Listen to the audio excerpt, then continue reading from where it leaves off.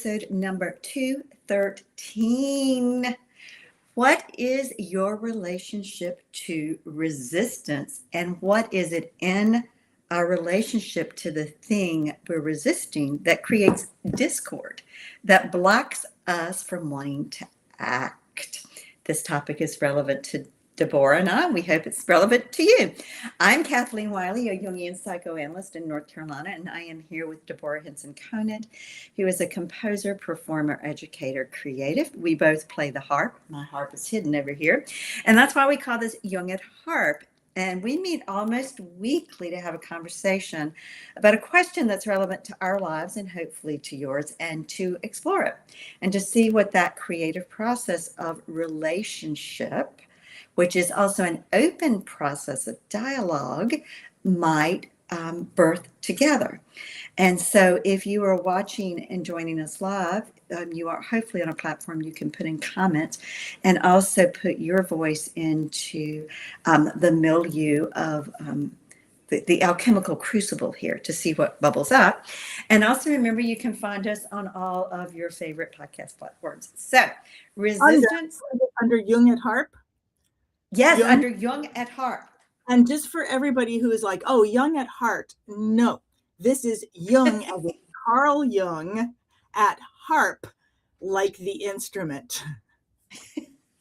Yes. Yeah. Oh, we've already gotten a request this morning. Okay, interesting. Just a little. We've been asked for just a little bit of Nightingale. And you know what? I can start with that and talk a little bit about relationship and discord, because this tune is a tune that was inspired by my mother's voice. And my mother's voice had both beauty and discord in it. And being able to write this song when I left home when I was 16, because there was so much discord that had elevated into violence actually in my home. And I went and I lived with another family. And it took me a long time to be able to shift from the discord in my mind. That is, my mother is evil and my mother is an angel. Her voice, her gentleness sometimes, her philosophical way was this beautiful, beautiful thing. And at the same time, or it would switch, she would be very violent and towards me. And reconciling these, there was a moment in my life, and these two things, the song came first, but there was a moment in my life when I was just like, is she a rabid, beast, or is she this wonderful thing? And I was just going back and forth. And I was out for a run, and it was at twilight, and I was just like, and then part of me just said, yes, she is both. This is called paradox. And because she is this, it doesn't mean she isn't that. And because she is this does not mean she isn't that. And my job is to allow all of that to be so. All of it to be so. And not to say that none of it happened, not to let one thing deny the other, but to let the whole person, without saying you have to decide which she is. So I hope you can hear this. I never know what's being heard online and how, but whoa. I have to pull this back, and I'm having that harpist moment where there's something behind the harp that's making it impossible to see the strings. Yes.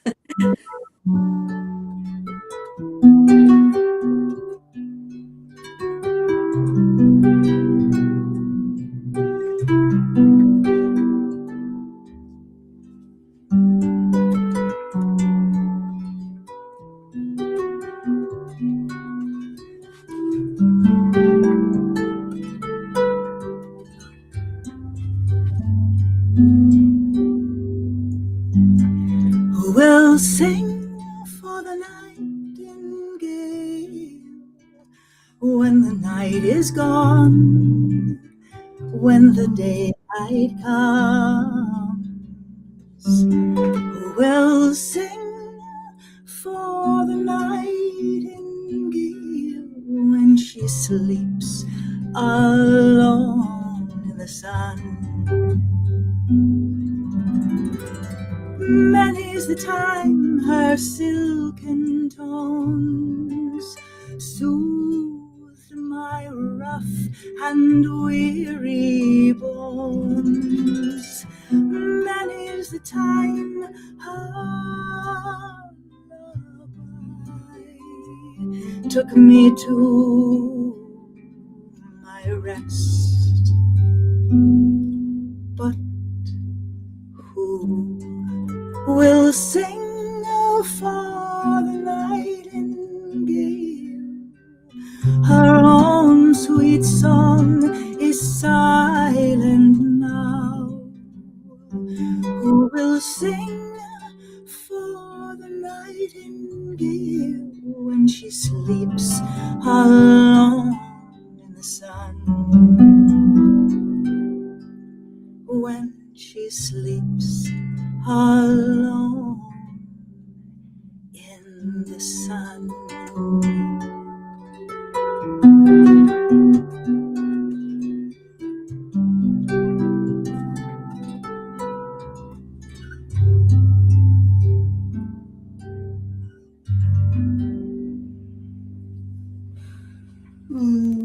Beautiful. Being able to sing that song, knowing everything, and knowing that everything that I experienced is like being able to forgive an experience of my life and therefore get it back in a way, to reconcile it,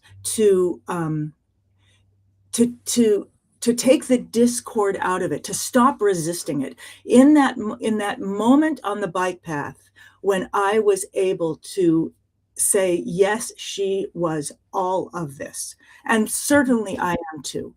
Certainly I am all those things, and one does not negate the other. Mm-hmm. This was a moment when I was able to stop resisting that. There are so many other things in life that I have not, and as I'm saying this, that I have not let go of that resistance. And as I'm saying this to you, I'm thinking, wow, if I were able to, as I become able to, this is a song that came out of my being able to let go. And somewhere, so I can't remember which happened first, and what else might come into my life by shifting that relationship to the resistance. You've touched people deeply with your sharing this morning. Yeah, I'm going to just pull this up. This comment. I have loved that when she sleeps alone in the sun, and it's a reference to just a specific moment in the life of my mother and my brother and myself, in which we had come to visit her when we knew that she was very, very sick. And he and I were sitting on the couch together doing something. We were all in the room together doing something, and she was reconciling her bank statement, her checkbook, and she fell asleep in the middle of the day. And there was just this one moment of such beauty and calm, and maybe it doesn't serve to actually put the life moment versus what someone. Sorry, I am stuttering right now. Anyway, you know why? Because I'm thinking, am I sharing too much? Am I destroying somebody else's vision of this by this? It's so, and that's a resistance as well. Well, what we have to remember is that the universal is in the specific. So you're sharing your personal meaning of that phrase in no way diminishes the largesse of what Jung might have called the archetypal image or archetypal experience of the sleeping in the sun and all of what that might evoke for people. But you're sharing this morning, your powerful, powerful sharing, I think exemplifies so much of what we were talking about and holding together prior to coming live, which is that somehow there is something in the relationship to the thing, in this case, the thing being your mother or your history, that creates a discord that blocks our energy. And when somehow, and just plain, this is oversimplifying for sure, but in the moment you could accept your mother, like you, like I, like all of us, we're both the beauty and the beast. It's both. That's the paradox of being a human being, is that it all coexists. And how do we then begin to be in relationship, conscious relationship to all those aspects of ourselves in a way that they can begin to temper and balance one another? That's the work of consciousness, the work of individuation.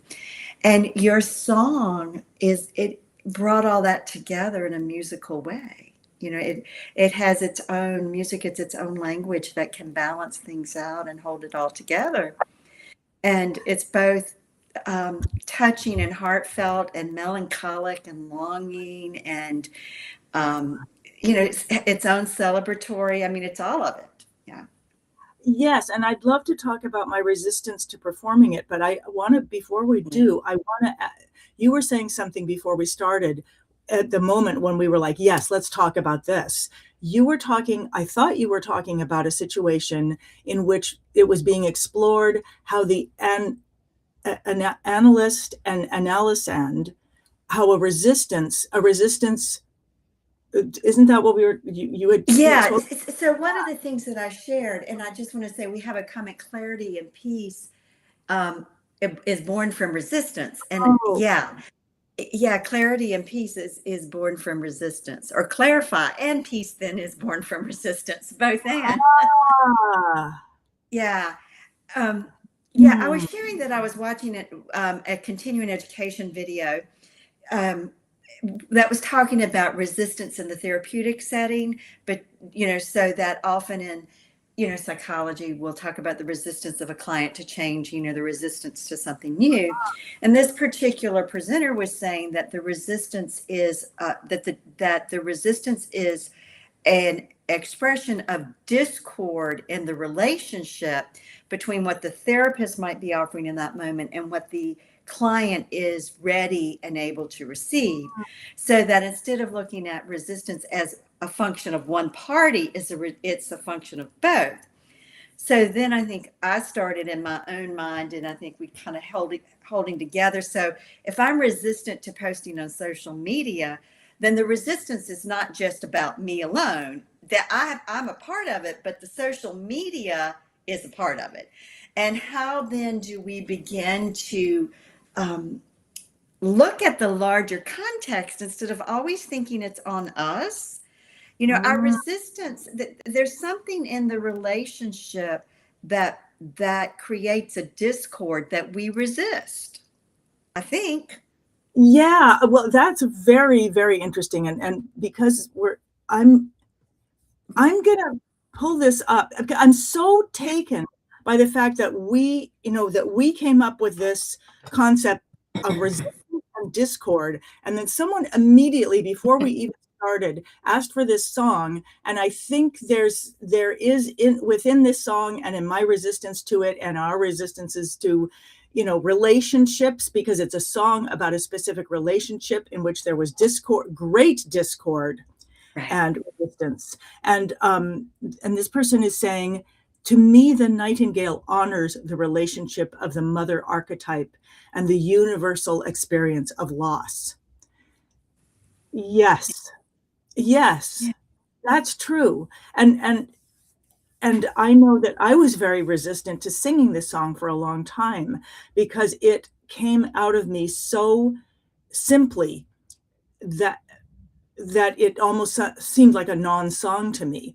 And I was resisting, and this is relevant in this moment, Kathleen, because when you talked about the relationship to social media, which I feel is often a relationship in which I fear above all things to be to get criticized from myself or others, either through something that more likely from, hey, you don't match up, you didn't get the right number of hits, or you weren't popular enough, and I can just trace back all the things that it resurfaces in me from my younger times. For example, I can barely talk about my anxiety about social media without saying, yeah, I had my one party that I threw as a kid. Only 3 people came, and they just came for 10 minutes. And what does that say? And what does that say about me? And interestingly, one of those 3 people, and I had this party when I was 14, one of these 3 people is still a beloved friend. So I think, what does that say? And I honestly never thought about that retelling of that story, because I think about social media and I immediately think about, why am I doing this? What's the relevance of it? It's funny because we're actually doing social media right now, and it's extremely relevant to me. Every part of this is extremely relevant to me, that I'm talking to you, that we're continuing a conversation that began in your car 20 years ago at this point. And that my life is a stand for that kind of relationship and that kind of conversation, that we found a social media platform that allows us to have other people in the conversation. That's something that I stand for. Yeah. And so part of me is like, well, Deborah, get on this social media platform 50 times a day if this is where you feel like you can communicate. Okay. But what you're saying again is the power of relationship, that there isn't a discord for you and I, and for those of you who join us weekly, in coming together in this format. I don't dread this, but I also don't have any great expectations of, we're going to have 1,000 people join live. It's just like, we show up. It's meaningful to us. It's meaningful to the people who come and who watch us afterwards, or they wouldn't watch. And that's what matters, And so I do think when we think about the relationships to other people, or to, in this case, social media, stopping to ask ourselves, what is the source of the discord? What is it in my way of relating and my attitude of relating and the focus of relating? Because when I can shift my focus, that the reason I'm going to go on Instagram and post a reel is I just want to show up and be a voice of inspiration that says, hey, here's something simple that's easy to do today to connect with the self you are. When I can remember that's what it's about, it's my offering a contribution that maybe will make somebody's life better.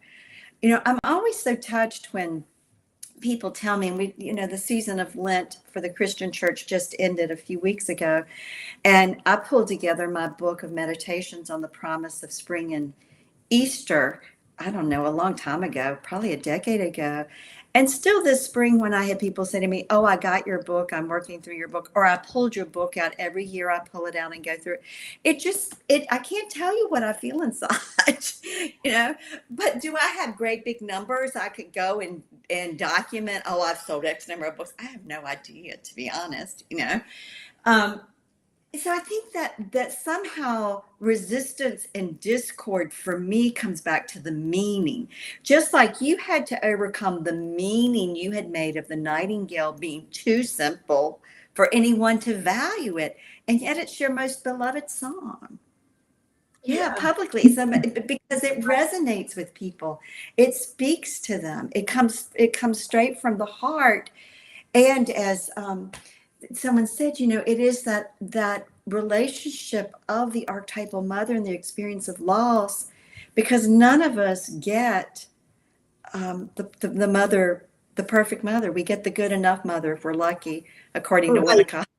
Yeah, we don't, so there's always loss, but the loss And the loss of the, frenzy or ecstaticness or fastness in the song The Nightingale, it doesn't detract from what it has. Well, yeah, and that was a struggle for me, and I'd like to talk about that struggle. But I also want to say that you and I talked this morning. We were talking about social media right now, and we talked about I'm doing a social media, not a social. Yeah, I'm doing a social media visibility challenge. I'm taking a challenge. So I do 4 challenges a year in improvisation, but I love challenges. I love what you learn in a challenge. And one of the reasons that I'm saying this is I took another kind of, I took an AI, which I know has, anyway, I'm not going to go into the good or bad of AI right now, but I took a class from this same person who's teaching. She happens to be my favorite challenge teacher. In fact, I took a challenge in how to make challenges from this person, which is how I now make.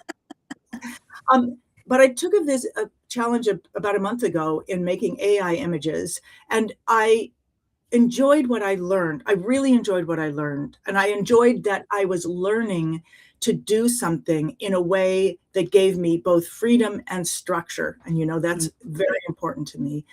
And so I began sharing. I was sharing, joyfully sharing what I was creating, at least in the beginning. And then I got anxious about it and was like, oh, is this good? At first it was just like, oh, could I create? It's that specific experience. And I'm going to take it back to, I've talked about this before, when I first learned the alphabet. I had learned the alphabet, but I was learning how to make words. And I remember my mother saying, she wrote word cat or dog or something like that. And she showed it to me and I was like, wait a second. Okay, so you're saying you just put the letters together and that's how you make words. And she was like, yep, that's how it works. And I was like, got it. All right, I'm going to make the best word ever. And I go and I have like 4 or something like that. And I go and I'm all these letters together. And I'm thinking, this is the best word like anyone's ever made in the entire world. And I hold it up and I'm like, what is this? What does this say? And she looks at it and she says, nothing. And I was crushed at the moment. And that moment was really important because the moment light in, I know how to do this. It was so delightful. And then the moment afterwards, we're like, well, no, you don't. And I had that same experience in this particular challenge, in that I was told how to do something. I did it. In the first one, I was just like, whoa, this is amazing. And I put it up and people were like commenting on it and blah, blah, blah, blah, blah. And then it was like, now the next one, I started completely overthinking it. This, or how do I do that? Now, why am I saying this? Because my relationship to the first was the joy of sharing something I had just discovered, the joy of sharing something I had just discovered versus trying to build something that would be good. And this is what I see in teaching improvisation to harpists, that when people, because I teach it by teaching, like if I were going to teach the Nightingale to somebody, I would teach it by saying, this is built of a descending bass line that goes like this. Da da dee, da da dee, da dee, da da da dee, da da da dee, da da da. I would say that. And so, because if I said that and I showed them that, someone who could sing it could immediately, whether you play the harp or don't play the harp, you could immediately do this. You would be in the moment of discovery, right? That moment of discovery is absolutely wonderful. But the minute you shift into, but I'm not doing it right, then comes the discord and the disconnect. Yes. Yes. Yes. Yeah. And so I get, so I wanted to say, I'm taking a visibility challenge next week. I invite everybody to join me. I just sent Kathleen the link. I'm going to put the link here. I don't know if it comes through. This is my special link that says, it's like my affiliate link. I like this thing. I like this teacher so much that I actually said, I want to be like part of this. Like, I want to share this with people. So this is my affiliate link. I've never been I have been an affiliate recently. So now I'm all excited about being an affiliate, which means sharing people's things. I just shared another harpist amazing project, and I shared something for Learn the Harp. And it was just really fun to be like, ooh, what else can I share here? Ooh, what are people going to learn over here versus what they learned from me? How can people, what's this big wide world of things that people can learn and do together? So Kathleen, I think my caffeine just hit in. And I know you have a comment. You pull up Victoria's comment while I say what you're talking about is all about relationship. I mean, here we are again, is that being in relationship fuels energy. It fuels, so being in relationship to Christy Lynn and Learn the Harp, it ignites energy. Being in relationship to this teacher of the challenge, it ignites energy. So the power of relationship, where there is a synergy, where things can come together, or where there is an obstacle, where something can be born of, like, flint meeting stone, because that's a relationship too that starts with friction, but then some fire emerges, life emerges. So that willingness to be in relationship, even if it doesn't feel good, also is part of what is ultimately creative. Well, I want to look at Victoria's comment. I want to hear more about what you just said. I want to go back to what you were saying, something about the relationship of the but let's start with Victoria's, and let's start with Deborah's taking a big breath, or as my aunt used to say, down, Deborah, down. Okay. Oh, I have to share one quick thing. I had a young mother in my office one time with her son, who was just a few months old, and he's in his little bassinet sitting down but by her chair, and he's sleeping, and he suddenly goes, and so this has become a thing now. When my husband and I need to settle down, we call his name and we say, let's go. So anyway. Okay, great. So Victoria, it's great to see Victoria. I feel like I love the people that we know who are here, and we get to see them, as well as new people. It's wonderful to get to be in social media and be in connection in the moment. So Victoria says, if it helps, I wonder about the relevance of social media as well. Maybe it is not about wanting to share. I personally don't enjoy the way social media works. The resistance lies in having to learn and work with the social media. Well, right. That reminds me of high school. Like, yeah, you can be popular if blah, blah, blah, blah, blah, blah, blah, blah, blah, you do this.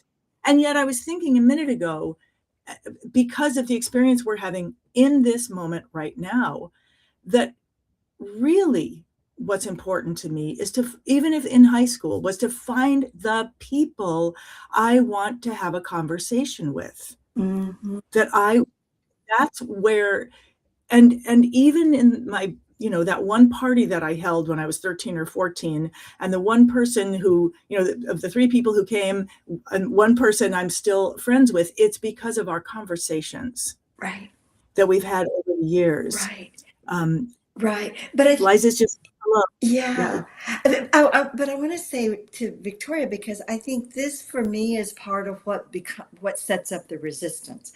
If I get focused on, am I doing it according to their rules, then that's when I start to start judging it. I start saying, oh my God, it's not, this or that. When I can just say, you know what, there are people out there who I resonate with, who will resonate with me.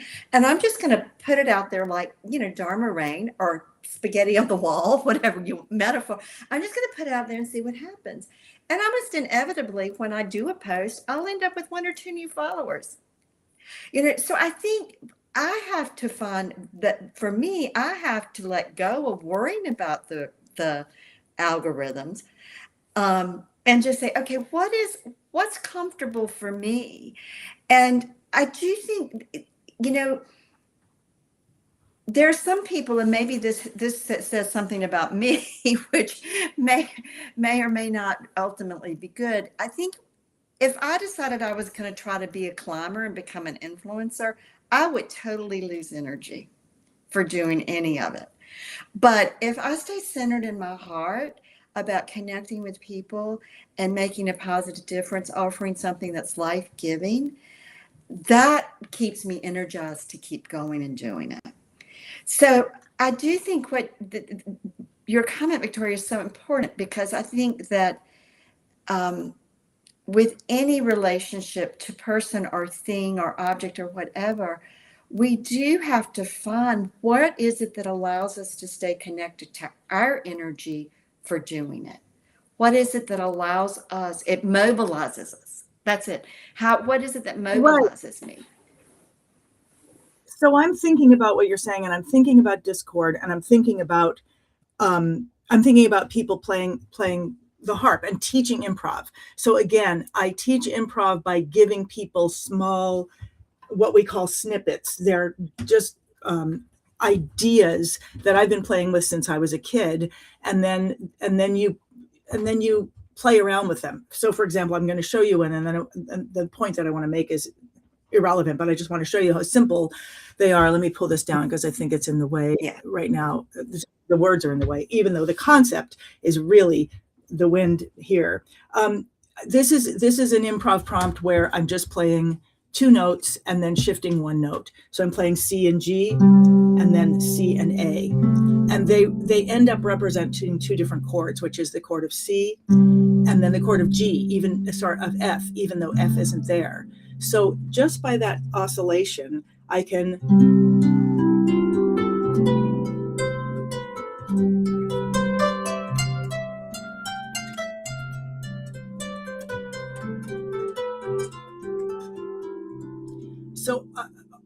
the accompaniment is nothing you would have to think like, well, what chords am I playing or what am I doing? It's an oscillation, which just represents chords.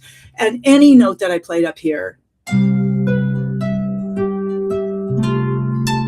I could literally play any note and it would fit in, especially if I was doing it. However, what I notice is that especially people who come from classical music, as they do any kind of improvising, they will be listening for the wrong note, just like they would be if they were a teacher listening to someone playing classical music and listening for what's wrong. And one of the first things that I have to say over and over again to them and myself is, stop listening for what's wrong. Mm-hmm.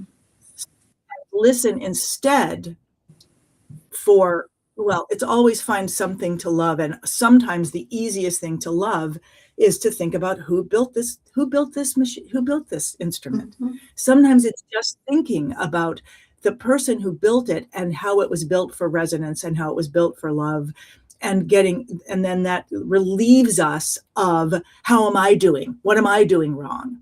Which is certainly how I feel often when I'm going into a situation where there are algorithms, which is very much like, here's a right and a wrong, something that's going to work, something that's going to let you be heard, and something that's going to not let you be heard and connect. Right. So I guess the thing that I'm curious about this visibility challenge, and I'm curious, I will immediately sign up for the VIP so that I can have more access to ask questions, because I think these psychological questions are important as well. How do I listen for the connection? Yeah.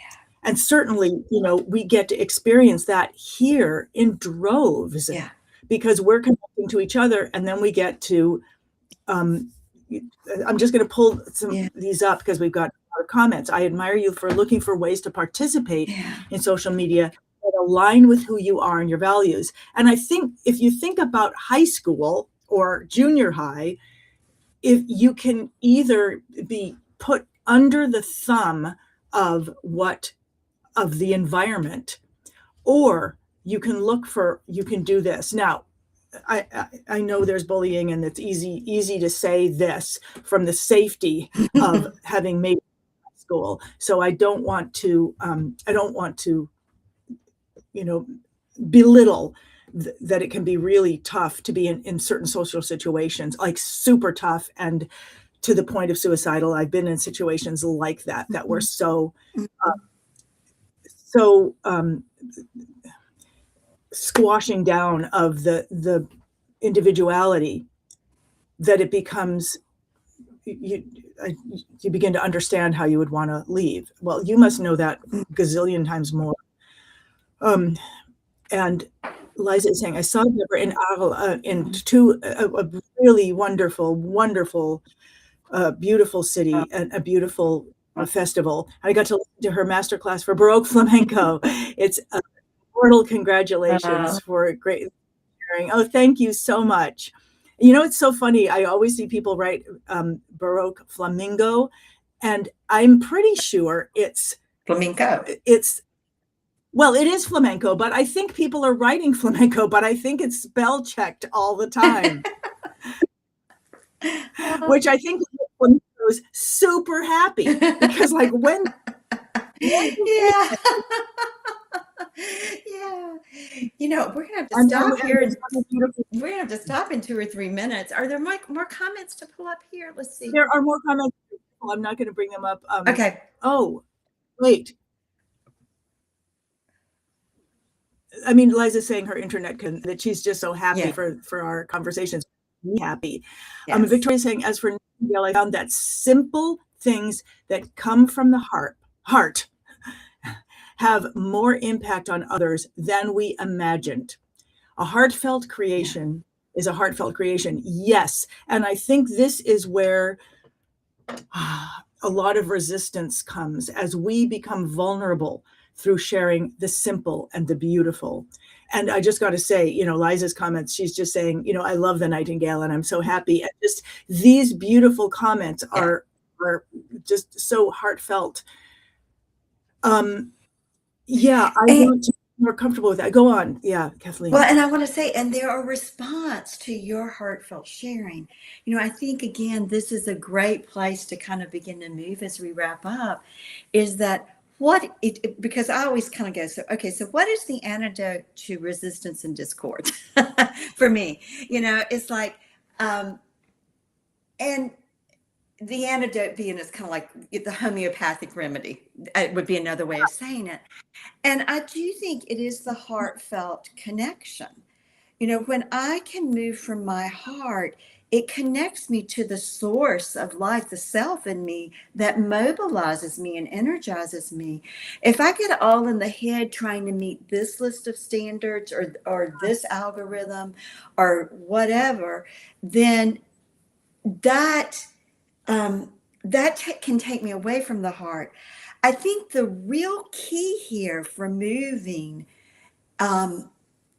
at least for me in social media, and maybe this is as applicable in other places too, and I'm thinking about your sharing the Nightingale. Somehow I think it's about it's like, okay, we have to know these are outer world realities, and these are the laws or principles of how this, you know, the publishing world works, or the entertainment industry works, or social media works, or the licensure laws work. Or can I say usually works? So because sometimes something comes, this usually works. Yeah. But then I have to come back once I know that and say, okay, so if I get into my center, then how can I move according to those laws in a way that I have integrity? Because then my heart leads in navigating that labyrinthine path to where I don't end up in the center of the labyrinth eaten by the Minotaur, which is what kept happening in Thebes. Or in a conversation with the Minotaur about who knows what. Yes, understanding the guidelines. I want to just pull something in here, and I don't know if it's relevant, but it's just so music. There is a particular chord in modal improv magic. So I've been teaching modes, which means I've been learning about them, because that's how I teach, is I learn about something. And there's all these modes. There's Ionian, Dorian, Phrygian, Phrygian, Lydian, Mixolydian, Aeolian, and then there's Locrian, which sounds awful and was banned. I was looking at the history of it because it's so dissonant. It's called the devil's interval. And when I put the book Modal Improv Magic together, I was committed to playing all the modes and making music in all the modes, and discovered that, and maybe some composer is going to be say, well, that's not fair, whatever, that this interval by itself, yes, but if you add one more note and even two more notes, you get something that sounds like this. Which has that interval in the heart of it, and is a very important chord. It's also the two if you're in the minor key. I don't know what this means, but if we continue this conversation, there's something important to me about that. That's something that is understood and heard as discordant without taking anything away. Even just adding one and two, the whole relationship, the whole sound is different, and it is no longer discordant, although you have not taken away that discord. That discordant. I think this is a great topic for next week. Is what do we add in that mitigates the discord? It's kind of like, again, my homeopathic. Right. What is it that needs to be added that shifts the whole experience?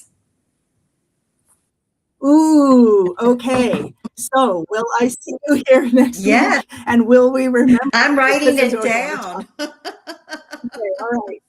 Number 214. Thank you, everyone. Thank you, Liz, for being here live for the first time. I think you said you're normally listening afterwards.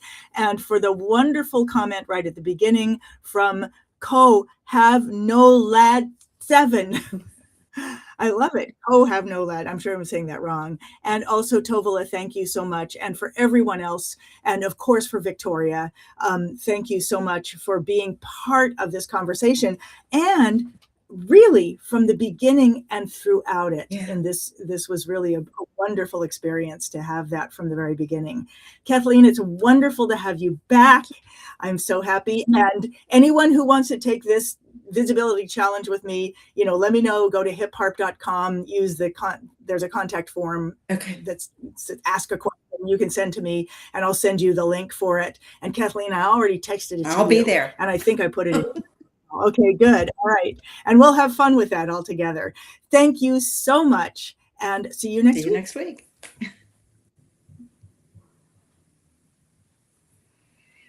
Oh, of course, we're sorry. It doesn't say, it says end. So